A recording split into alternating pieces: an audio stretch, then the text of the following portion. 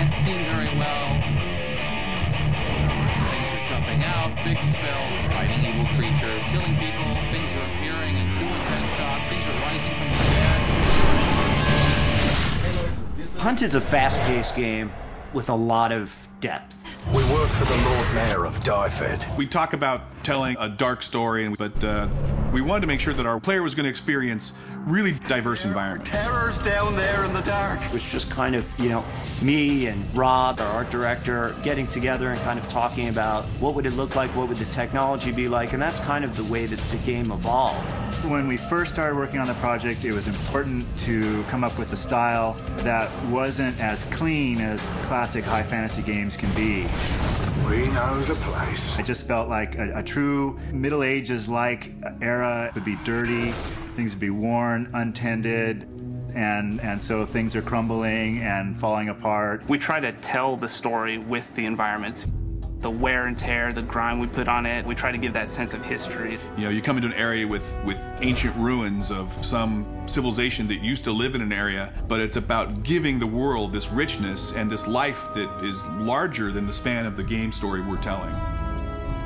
You know, there are different engines that people use for different things in the gaming business. In this particular case, we use the Unreal Engine.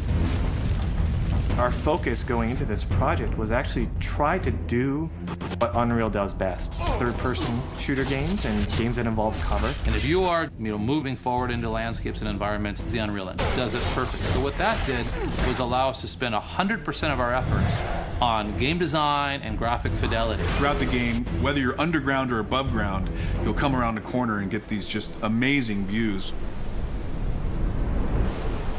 We want to have a heavy element of verticality in our levels. You know, as a ranged character, sometimes being up in a post is the better area because you can get a view. As more of the melee character, you can sit there and protect that area. Use a little help here. Well, this is one of the final areas. When we first started, we talked about doing a tower and doing something big, but it's been done so many times, and we thought, let's do a giant pit instead.